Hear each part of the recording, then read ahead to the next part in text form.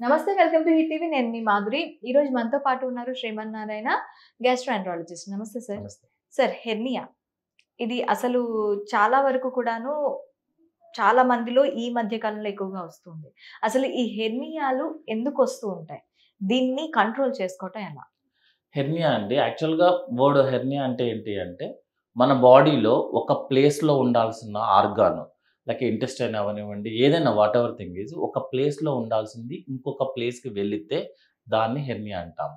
Like suppose మన పొట్టలో ఉండాల్సిన పేగు టెస్టిస్ ఏరియాలోకి వస్తే దాన్ని హెర్నియా అంటారు. యాక్చువల్గా మన పేగులు ఎక్కడ ఉండాలి? పొట్టలో ఉండాలి. టెస్టిస్ వైపుకి వస్తే దాన్ని మనం ఇంగ్వైనల్ హెర్నియా అంటాము. అట్లాగే ఫీమేల్స్లో సర్జరీ అయిన తర్వాత పొట్టలో ఉండాల్సిన పేగులు పొట్టకి సంబంధించిన ఒక షీట్ని దాటి చర్మం కిందకు వస్తుంది అనమాట. దాన్ని ఇన్సిషనల్ హెర్నియా అంటాము. హయాటస్ హెర్నియా ఇంకొక వర్డ్. మనది ఏంటంటే ఫుడ్ పైప్ లాస్ట్ 2 సెంటీమీటర్ మాత్రమే అబ్డామిన్లో ఉండాలి. అది గనక 2 సెంటీమీటర్ కొంచెం చెస్ట్లోకి వచ్చింది అనుకోండి దాన్ని హయాటస్ హెర్నియా అంటారు. అంటే మన బాడీలో ఉండాల్సిన ఒక పార్ట్ ఆ ప్లేస్లో కాకుండా వేరొక ప్లేస్ మన బాడీలోనే బట్ వేరొక ప్లేస్లోకి వెళ్తే దాన్ని హెర్నియా అంటారు. ఎందుకు అట్లా వెళ్తుంది? ఎందుకంటే వీక్నెస్ అండి. ఫస్ట్ థింగ్ ఏంటంటే సపోజ్ ఇంగ్వైనల్ హెర్నియా అంటే ఇంగ్వైనల్ హెర్నియా అంటే ఏంటంటే మన పొట్ట లోపల ఉండాల్సిన పేగు లేకపోతే పేగుకు సంబంధించిన కొవ్వు టెస్టిస్ ఏరియాలోకి వస్తుంది అనమాట. ఎందుకు వస్తుంది అంటే ఓల్డ్ పీపుల్లో మనకి మజిల్స్ అన్ని వీక్ అయిపోతాయండి. వీక్ అయిపోయినప్పుడు ఆటోమేటిక్గా మనకి ఒక ఏరియా నుంచి ఇంకొక ఏరియాకి వస్తుంది. ఎందుకంటే మన పొట్ట పాజిటివ్ ప్రెషర్లో ఉంటుంది. ఎందుకంటే మనం గాలి తీసుకోవాలన్నా మోషన్కి వెళ్ళాలన్నా యూరిన్కి వెళ్ళాలన్నా మన పొట్ట ప్రెషర్ అప్లై చేస్తేనే మనము వెళ్తాం యాక్చువల్గా.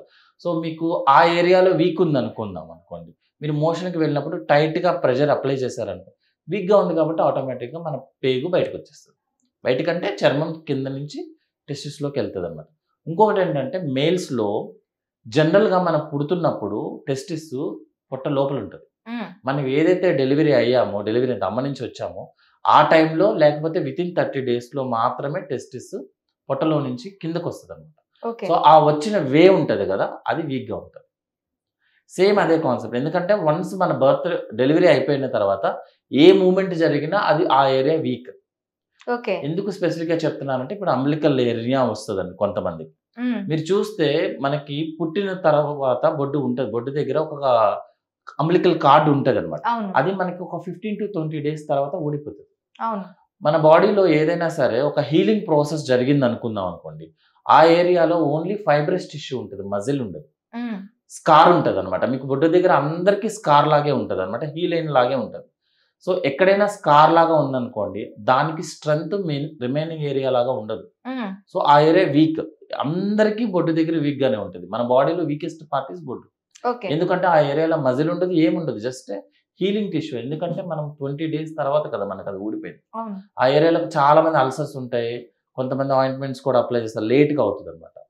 ఆ ఏరియాలో మనకి ఒక 2 to 3 mm వీక్గా ఉంటుంది యాక్చువల్గా. అయితే ఆ ఏరియాలో సమ్ టైమ్స్ వాటర్ కారటం కానీ చీము పట్టడం కానీ ఇలాంటివన్నీ జరుగుతూ ఉంటాయి. ఇది కూడా హెర్నియాకి సంకేతమా లేకపోతే దీనికి ఏమైనా రీజన్ ఉందా? జనరల్గా చాలా మంది మేము సర్జరీ చేసేటప్పుడు చూస్తాం కదా, కొంతమందికి స్టోన్స్ కూడా ఉంటాయి లోపల బొడ్డు దగ్గర. ఎందుకంటే క్లీన్ చేసుకోరు యాక్చువల్గా. కొంతమందికి బొడ్డు మరీ లోపలికి ఉంటుంది కదండి, సో డెడ్ ఏరియా లాగా ఉంటుంది. అక్కడ డర్ట్ అంతా అక్యుములేట్ అయిపోయి ఇన్ఫెక్షన్ వచ్చేస్తుంది అనమాట. యాక్చువల్గా ఫస్ట్ రీజన్ మీరు అడిగిన క్వశ్చన్కి ఫస్ట్ రీజన్ ఏంటంటే ఆ స్టోన్స్ ఉండడం కానీ, కొంతమందికి హెయిర్ దొరుకుతుంది మాకు లోపల, కొంతమంది ఏమో చిన్న చిన్న సీడ్స్ దొరుకుతాయి, బియ్యపు గింజలు ఉంటాయి. అంటే వాళ్ళు క్లీన్ చేసుకోరు యాక్చువల్గా, ఏదో ఇచ్చింగ్ ఉంది కదా అని వదిలేస్తారు అనమాట. ఇవన్నీ ఎవరికంటే బాగా ఒబీస్ ఉన్న వాళ్ళకి, బొడ్డు లోపలికి ఉన్న వాళ్ళకి ఉంటుంది యాక్చువల్గా. కొంతమందికి ఏంటంటే వెరీ రేర్గా మనకి యూరినరీ బ్లాడరు బొడ్డు ఇంటర్ కనెక్టెడ్ అండి లోపల. యాక్చువల్గా మనం పుడుతున్నప్పుడు అలాగే వస్తాం యాక్చువల్గా. ఒక 30 డేస్ అయిపోయిన తర్వాత ఆ కనెక్షన్ కట్ అయిపోతుంది అనమాట. కొంతమందికి ఏంటంటే కనెక్షన్ అలాగే కంటిన్యూ అవుతుంది. సో యూరిన్కి వెళ్ళినప్పుడల్లా వాళ్ళకి అక్కడ నుంచి కొంచెం వాటర్ వస్తుంటుంది. వెరీ రేర్ యాక్చువల్గా అనమాట. అంటే నేను నెగ్లెక్ట్ చేయొద్దన్న దానికి చెప్తున్నా. మోస్ట్ కామన్ ఏంటంటే ఫారెన్ బాడీ లైక్ డర్ట్ ఉండడము, స్టోన్స్ ఉండడము, సీడ్స్ కానీ హెయిర్ కానీ ఉండడం, ఇన్ఫెక్షన్ ఉండడం. ఒక 10% కారణం ఏంటంటే ఇలా బొడ్డుకి యూరినరీ బ్లాడర్కి అంటే యూరిన్ పోసుకునే దానికి కనెక్షన్ మనకి చిన్నప్పుడు పుట్టినప్పుడు ఉంటుంది. పుట్టినప్పుడు అంటే అది బై బర్త్ మనకి ఆ స్ట్రక్చర్ ఆఫ్ అది పుట్టినప్పుడు మన స్ట్రక్చర్ అదే 30 డేస్ తర్వాత క్లోజ్ అయిపోతుంది. కొంతమంది క్లోజ్ అవ్వదు. సో యూరిన్కి వెళ్ళినప్పుడు కానీ లేకపోతే ఏదైనా యూరిన్ ఇన్ఫెక్షన్ వచ్చినప్పుడు ఆటోమేటిక్గా అది కూడా యాక్టివేట్ అయిపోతుంది అనమాట. ఎందుకంటే రెండు కనెక్షన్స్ కదా, రెండింటికి ఒకటే టిష్యూ యాక్చువల్గా. సో అది యాక్టివేట్ అయినప్పుడు యూరిన్ ఇన్ఫెక్షన్ వచ్చినప్పుడు అది యాక్టివేట్ అవుతుంది. కొంతమందికి పీరియడ్స్ వచ్చినప్పుడు యాక్టివేట్ అవుతుంది.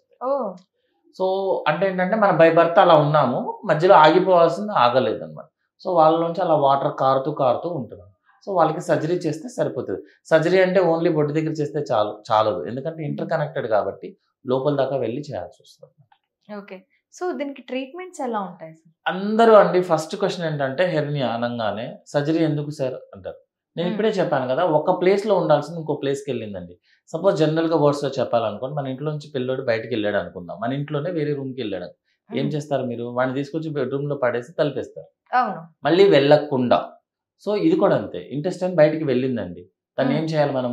లోపల తీసుకొచ్చి మళ్ళీ రాకుండా ఉండడానికి మెష్ పెట్టాలి. ఓకే. మళ్ళీ రాకుండా ఉండడానికి మెష్ సేమ్ లైక్ డోర్ లాగా అనమాట. సో దీనికి ఓన్లీ ఆప్షన్ ఈ సర్జరీ. మనం బయటికి వెళ్ళిపోయిన దానికి మనం ఆయింట్మెంట్లు పూస్తేనో మెడిసిన్స్ పూస్తేనో తగ్గదు కదా. So only complaint, only surgery is surgery. లోపలికి వెళ్ళిన అతన్ని బయటికి లోపల పట్టేయాలి, మళ్ళీ వెళ్ళకుండా మెష్ అడ్డం పెట్టాలి. ఓకే. సో దీనికి ఎలాంటి hernia only option is surgery అండి, వేరే ఆప్షన్ లేదా. ఎందుకంటే ఇది వీక్నెస్, ఒక స్ట్రక్చర్ వీక్ అయిపోయింది, మీరు దాన్ని స్ట్రెంగ్తన్ చేయాలి కదా, అంతే కదా. అంతేగాని నేను మెడిసిన్స్ వాడతా అంటే కుదరదు కదా. చాలా మంది ఏం చేస్తారంటే ఏముంది సార్ వాపే కదా అంటారు. హెర్నియాకు ఉన్న ఒకే ఒక కంప్లైంట్, లాస్ట్ కంప్లైంట్ కూడా ఏంటంటే వాపు ఉండడమే హెర్నియా. ఓకే. సపోజ్ ఆ పేషెంట్ కనుక కంప్లైంట్ వచ్చింది అనుకోండి, అర్థం ఏంటంటే కాంప్లికేట్ అయిపోయినట్టు లెక్క. జనరల్గా ఇంటెస్టైన్కి ఒక ఎర్త్వామ్ లాగే, మనం ఎర్త్వామ్స్ ఉంటాయి కదా మన ఇళ్లలో చూస్తే, చిన్న చిన్న మూమెంట్స్ ఉంటాయి దానికి, ఎర్త్వామ్కి లైక్ వేవీ మూమెంట్ ఉంటుంది. ఇంటెస్టైన్ కూడా సేమ్ మూమెంట్ అనమాట. సో మనకి అది కనుక ఒక చిన్న వీక్నెస్ నుండి బయటకు వచ్చింది అనుకున్నాం అనుకోండి, మిగతా దాన్ని కూడా లాగేసుకుంటుంది బయటికి. ఓకే. ఎందుకంటే దానికి మూమెంట్ ఉంటుంది. సో ఇంకోటి ఏంటంటే ఆయిలీ మూమెంట్ అనమాట. సో ఆయిల్ లాగా జారిపోతుంది అనమాట. హోల్ 2 సెంటీమీటర్ ఉంటుంది, కానీ బయటకు వచ్చే ఇంటెస్టైన్ 10 సెంటీమీటర్ ఉంటుంది. సో మీకు ఇలాగే నెక్ లాగా అనమాట. సపోజ్ ఆ హోల్ కనుక స్టక్ అయింది అనుకోండి, ఈ 10 సెంటీమీటర్ బ్లాక్ అయిపోతుంది.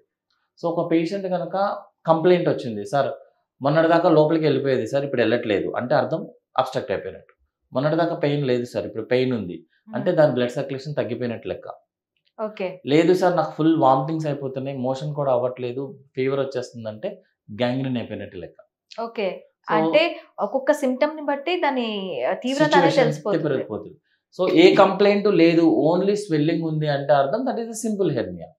లేదు కంప్లైంట్ ఉంది అంటే కాంప్లికేటెడ్ హెర్నియా. ఎందుకంటే మనం ఉన్న సినారియో అండి, పేషెంట్కి కంప్లైంట్ ఉంటేనే పేషెంట్కి సర్జరీ అవసరం అని తను అనుకుంటాడు యాక్చువల్గా. ఓకే.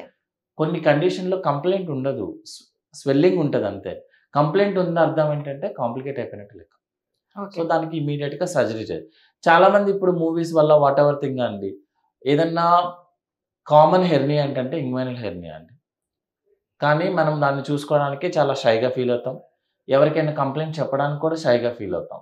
ఎందుకంటే బికాస్ ఆఫ్ అందరూ ఏదనుకుంటారని. చాలామంది సాఫ్ట్వేర్ ఎంప్లాయీస్ కానీ లేకపోతే హై ప్రొఫెషనల్స్ ఏంటంటే పెద్ద పెద్ద హెర్నియాలతో వస్తున్నారు. ఏంటి సార్ అంటే 10 years నుంచి సార్ ఓన్లీ స్వెల్లింగే కదా అని వదిలేసాం సార్ అంటారు. వాళ్ళకి కాంప్లికేట్ అయితే చాలా మేజర్ సర్జరీకి వెళ్ళిపోతుంది అనమాట. So don't feel, this is our body.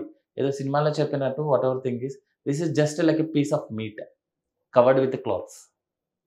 So మనది మనమే చూసుకోవాలి యాక్చువల్గా అనమాట. ఎగ్జామినేషన్ ఈజ్ బెస్ట్ అనమాట.